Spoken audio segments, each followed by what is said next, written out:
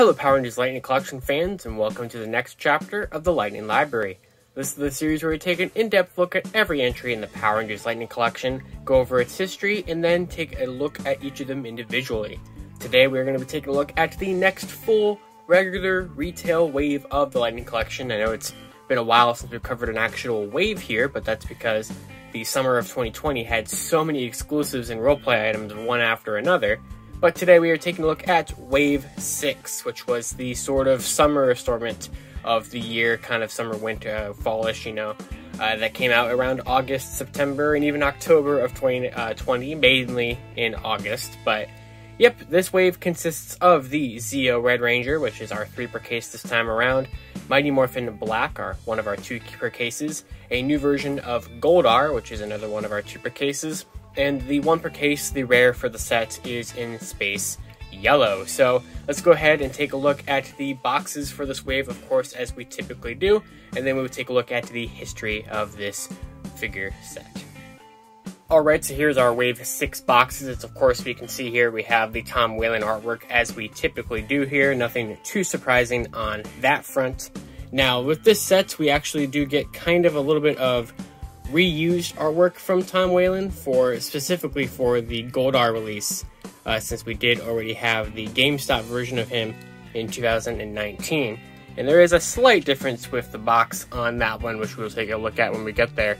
But with Zeo Red here, of course, you get, Zeo Red there, Zeo Red Ranger, Zeo logo, and our render back there and everything. Exactly what you would expect for him. Mighty Morphin Black, you get, Mighty Morphin Black, which is our first time getting it on a figure box without the shield. We did see this artwork kind of preemptively on the Power Morpher from Walmart, so we saw the regular black art there before we got Wave 6. And then we have his render back there and everything like that. Taking a look at the Goldar release, it is essentially the same artwork from the GameStop one. Obviously, since this is a wide retail figure, it has a white box instead of the gold box, which is really no longer a thing that they do anymore for store exclusives, unfortunately.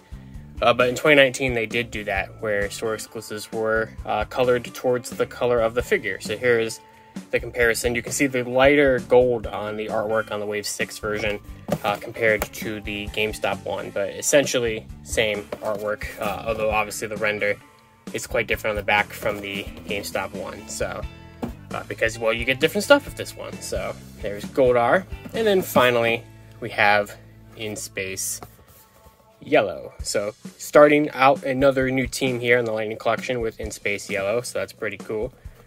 And the render and everything. So, alright, let's go ahead and take a look at the history of this wave, and then we'll look at each figure individually. Following the reveal of Wave 5 at New York Toy Fair 2020, Hasbro had now been all caught up on the leaks for the waves by that point, though it would not be long until new codes would pop up. Soon after this event, I stumbled upon Wave 6's codes in the Walmart system while trying to figure out how people always found these sorts of things. This resulted in 4 new code names: Zip Roger, SPC Buckeye, Generator, and Ice Yankee. Thanks to what was known of the codes from the August 2019 Waves 3 to 5 leak, it was known that Zip Roger would be our next Tommy release, Zeo Red himself.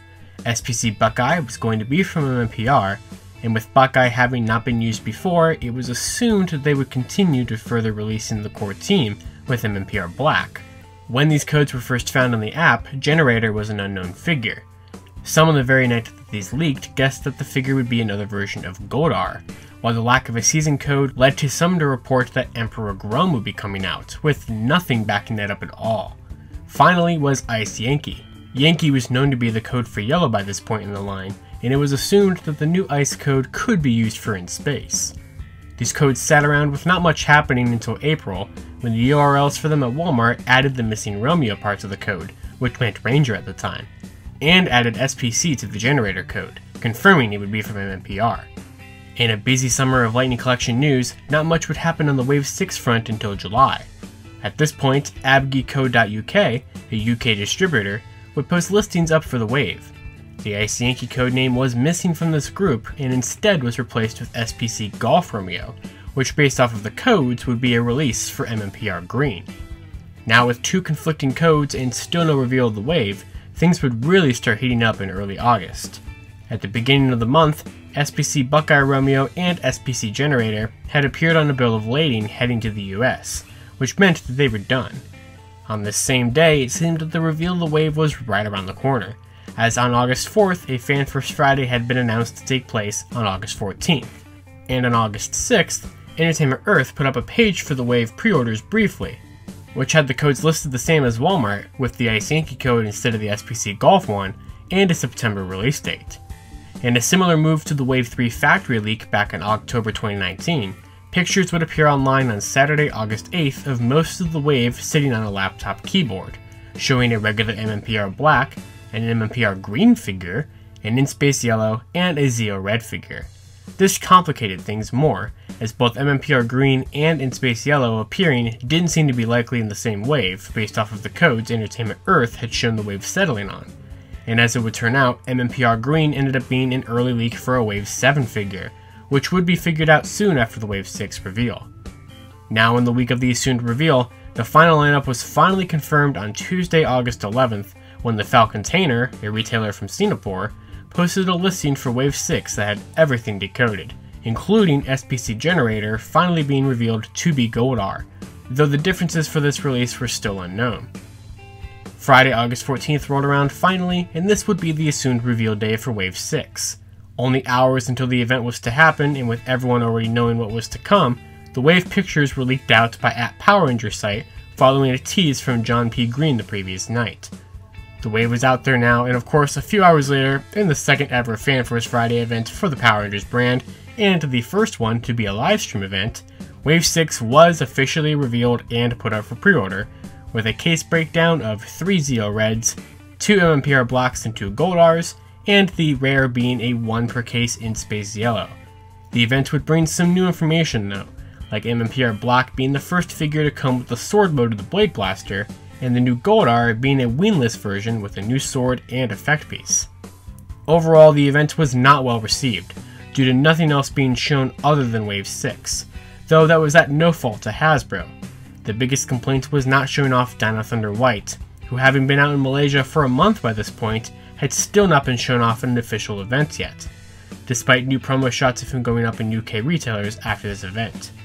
While the wave was listed for a September/October release, that bill of lading would already prove that the figures were done and on their way, which was shown when they were spotted only a little over a week later at a Target in Long Island by Just Onikix, which over the next few weeks sparked a trend of reviews being posted and more people finding them for themselves.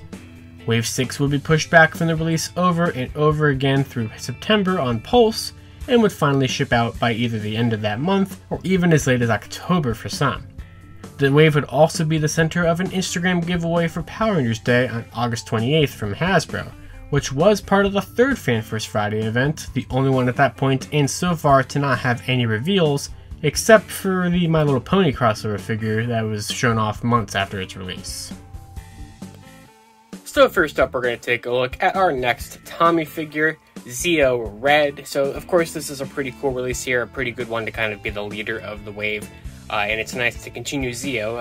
As of this point, Zeo 4 Blue, Zeo 3 Blue had been out in Wave 4, and we got the Triforia Gold Ranger in Wave 5, and of course we're here continuing Zeo with Wave 6 here. At this point, we have half the team in the line. Obviously, since this wave, we've had green in Wave 8 and pink in the GameStop 2-pack, with yellow coming in Wave 10, presumably.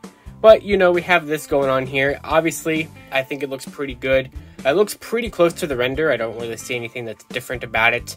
While the render is accurate to what you get here, this figure is quite inconsistent with the Rocky Zeo Blue that we already had, which we will discuss there in a second. So let's go ahead and just take a look at Zeo Red here. So let's get a closer view. So Zeo Red is pretty good. I'm pretty happy with this figure overall. I think the Zeo Lightning Collection male body that we have going on here is a pretty good one overall. You have the nice tech pattern and everything. And I mean, essentially it is just the Rocky figure from Wave 4 painted red, obviously, with a new helmet, obviously, and weapons and things. Now, unlike the, unfortunately with Rocky, we didn't get the Tonfas yet. We are getting them. But Tommy, right out the box, does have his sword with a nice star symbol and everything there. And this really is great. Even the Legacy version got that, but it was locked in a Fighting Spirit Comic-Con, New York Comic-Con 2-pack, 3-pack. So that was a pretty hard sword to get for your Legacy figure, so it's nice that we have it in the Lightning one.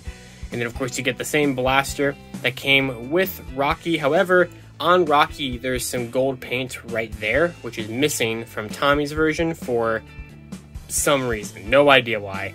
Same thing on the sword here. It's the same version as Rocky's molding-wise, but right here, you can maybe see a little molded detail. There should be gold paint that is present on Rocky's, but not on Tommy's. Very odd. And the inconsistencies with the paint continue on to the shoulder joint, which, bringing in Rocky here, let me grab him off screen. Rocky, you see, has this white paint in the shoulder butterfly joint there, and it is not present on Tommy's on either side. It's just red there. So, I don't know what's going on with that. Also, you can see Rocky has that gold line around the right where the hand or right where the wrist is. Not there on Tommy's. So, I don't know what the deal with that is. Why the Zeo Rangers can never be consistent, and it continues with Adam in Wave 8 and everything, as we will see when we get to that point in this series here. Just very odd. I mean, it's still a very good figure. I'm happy with this one. I like the new blast effect piece we get.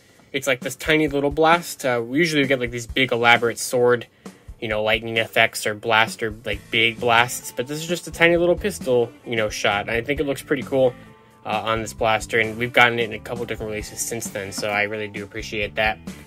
His hands are, I would like to say, like the basic Lightning Collection hands where you get 2 holding hands and then his alternate ones are just 2 fists. Nothing crazy there. But we will take a look at the Tommy head sculpt because, interestingly, they've actually pretty much given us a new Tommy head every time we've gotten a Tommy figure, which I think is pretty cool. And so this one is going to be showing off Tommy with his long hair from Zeo, so that looks pretty good. I think it looks pretty solid. Looks close enough to Jason David Frank there.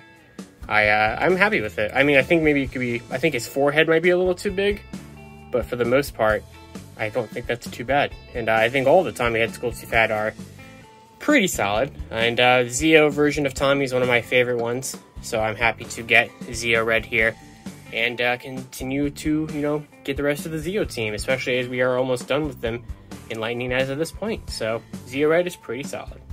Next up is our Mighty Morphin Black Ranger, the last figure we needed to complete the core team of Mighty Morphin of the core 5 in our regular modes. We did already get a Black Ranger in 2019 with the Armored Black Ranger release, but this is obviously, well, not with the Dragon Shield. It's just a regular Black Ranger figure, which is pretty cool and nice to finally see happen here. So this figure, I mean, is essentially the Walgreens exclusive Dragon Shield Black Ranger, just without the shield, which is to be expected. Obviously, you get a little bit of new molding here with the arms. Well, it's actually not new molding, but repainted with the arms to not have the bands on there and everything.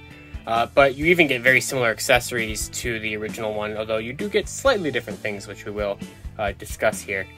Taking a look at the box, I mean, I think the render is pretty close to the actual figure. I don't really see anything too inconsistent there. I think maybe the render doesn't actually, oh yeah, the render doesn't have the silver lines on the tusk of the Mastodon helmet, which is there on this one, so that's good. As long as it's actually on the finished product, I can definitely appreciate that part. But for the most part, I mean, the render is pretty accurate to what we actually ended up getting here with our regular version of Zack. And I like this figure.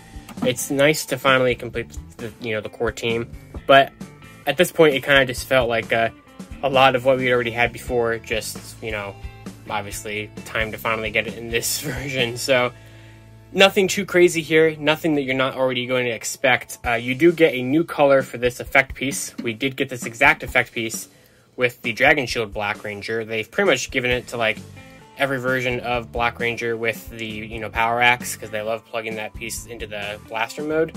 So we are getting it again with Metallic Armor Black in a couple of months. But in the original release, it was blue. Here it's supposed to kind of be red. It's definitely more pinkish than red. But I like this one a lot. I think it's fun.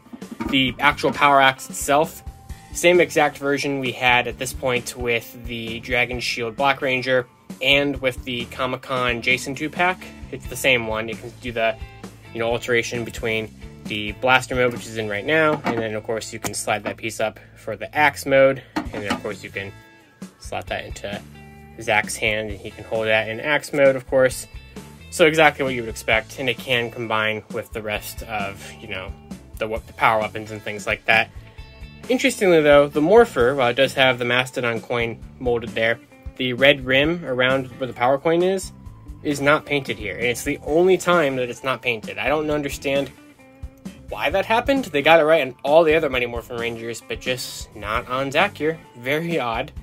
We do get the Blade Blaster in its, blaster mode, but it's also the very first time that we've gotten it in the bladed mode. So by this point, we got it in the blaster 1,000 times, and we got it in the holster mode with the Dragon Shield Red Ranger in the 2-pack. So it's nice to see this here, and thankfully they are coming out with it again in the Yellow Ranger re-release with Scorpina and Versus Packs Wave 2, and we're getting it a third time with the cel-shaded Pink Ranger at GameStop. So really cool that we are going to have more of these in the Lightning Collection, because as of this point, right now, at the time of this video, it's the only way to get it, as of a currently released figure is here.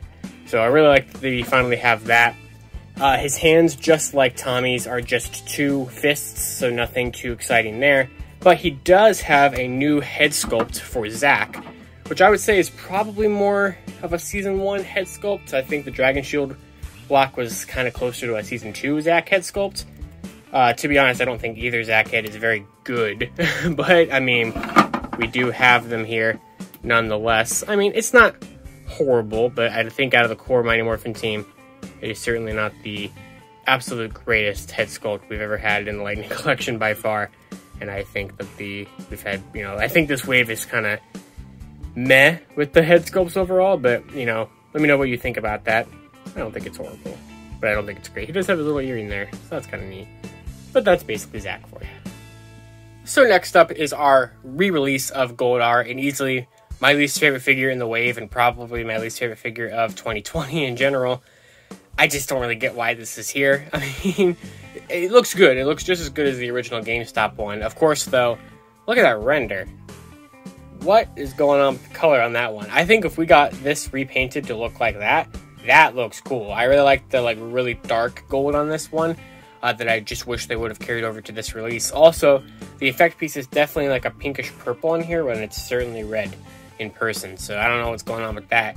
But sculpting wise, it's definitely the same on the render as it is on the figure. It's just the colors vastly different here. But I mean, looking at it, we're not going to spend very long on this figure because, well, it's very much just the same figure from the year prior. So here are the 2 Goldars together here. And now, of course, there are very slight differences. You can see maybe, if I kind of move his sword out of the way there, if he would like to move it down. You see the kind of, I don't even know what to explain it, kind of the wash, especially on the shoulder pad, you can kind of see it there. So you see here, there's a little more detail, kind of out there with, more paint in there than it is on here. They did kind of add they kind of added some more paint just to kind of the little segments in the detailed areas to kind of give it a bit of a black wash there.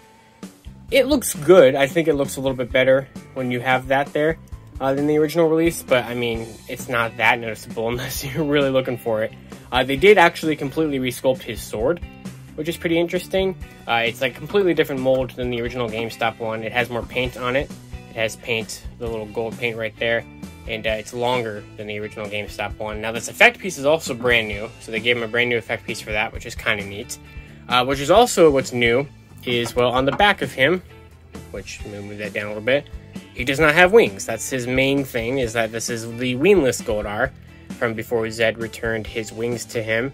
So you get these little wing, I don't know, collapsed wings, I guess. These little, I don't really know what to call them, but these little knobs, I guess, that, would be where his wings would go, which obviously you did not get on the GameStop one.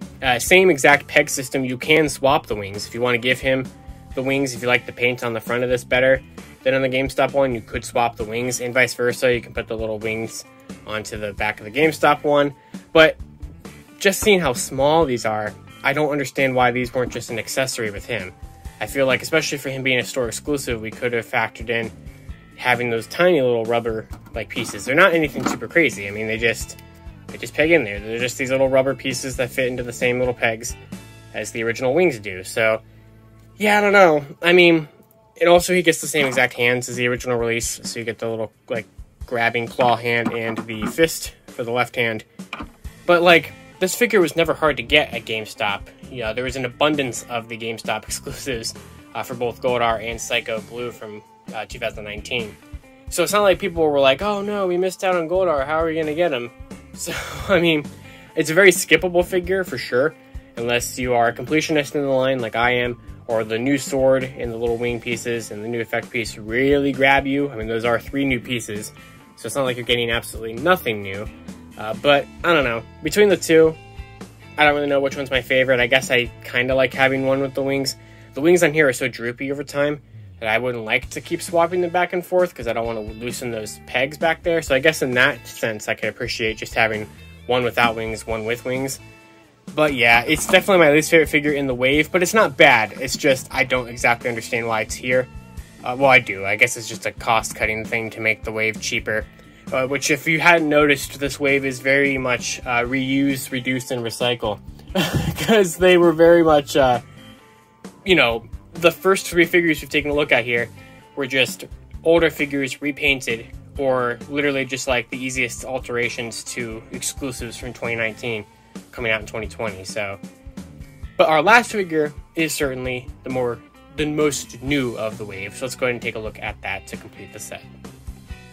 Alright, so finally, the last one up for the day here is In Space Yellow, our 1 per case rare figure of the wave, our first figure in the In Space team that we're getting in the Lightning Collection, and definitely the one with the most new pieces going on here. So render to figure looks pretty much identical to what we ended up getting, so that's good. It's always appreciated when, you know, it's accurate. So yeah, I don't really see anything difference between, you know, the render and the final product. So let's go ahead and just get right into the figure release here. And this is a pretty good one. I don't really have many problems with Ashley here. I think that overall, we have a really good figure going on here. The In Space team looks nice. I know a lot of people's visors were not very straight on theirs. Mine is a little off-centered, but not horrible compared to some I've seen before. I know people aren't that big of a fan of the dark gold paint for like the neck brace thing there, because the rest of the In Space team had yellow, and I understand that they wanted to, you know, distinguish it from regular yellow because it would just blend in with her suit too much. But I understand what they're going for with that. But when we have the whole team, it might look a little out of place. But you do get her Star Slinger here, which is a brand new weapon, of course, a unique weapon to her. So it's like a little slingshot thing there.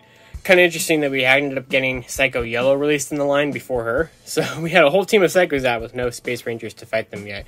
But now we're finally getting the Space Rangers. So you get this brand new effect piece, which is, I don't really know how they could reuse this. It's pretty unique to this. It has 2 little pegs to peg in to the little ports at the front there. So, you know, they just peg in there, peg in there. I really like it. So it's the 2 of them coming together for like a single little arrow blast. I think that's pretty neat. It does have the handle problem, where the handle is, you know, cast in yellow, painted in black, so it can very easily chip in her hand, although I haven't had that many problems with the chipping in her hand yet, so that's good. I do like that so far. And then, of course, you do get her Astro Blaster, which is going to be pretty standard here with all the Space Rangers. Looks great with the silver paint and the red paint and the little symbol right there.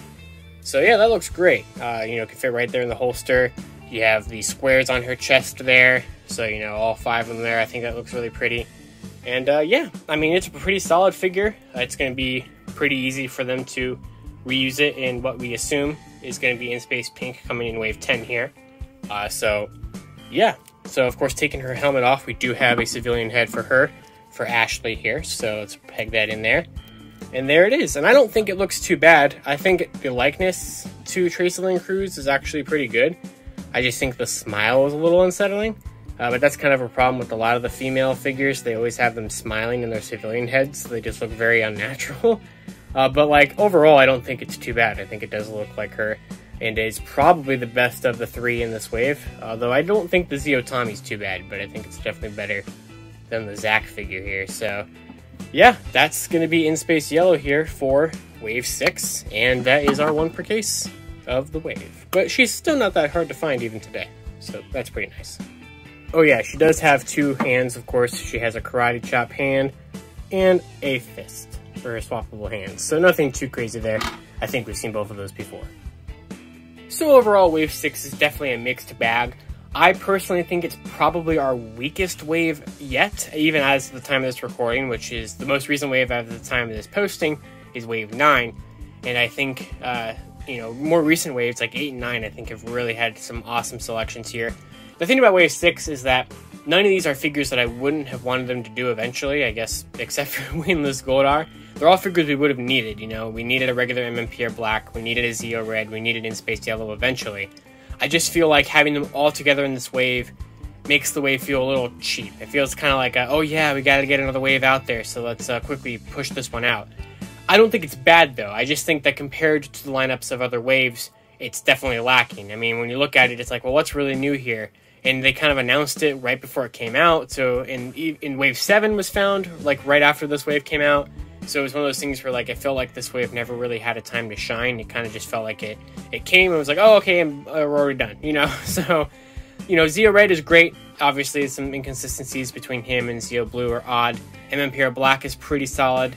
The Goldar is here, and In Space Yellow, I think, is also pretty good. So it's definitely a wave of figures that, like, if you collect Reds, you're going to need it. If you collect Mighty Morphin, you're going to need it. If you're a big fan of In Space. If you missed the GameStop Goldar figure and you really wanted to get one without the wings, you're good here.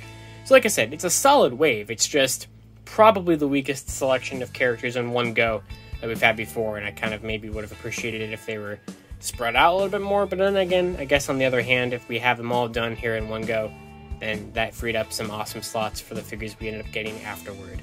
That's all we have for Wave 6 this week. Thank you all for watching this week's chapter of the Lightning Library. Stay tuned for next week, because we will already be taking a look and jumping all the way to Wave 7 already, because Wave 7 was the next thing to come out right after this, because we stopped with exclusives for a minute at the end of 2020. It was kind of just Wave 6, 7, and then the two new size classes, or two new individual monsters and versus pack assortments things, and that was really about it, except for Metallic Pink, which we will get to here.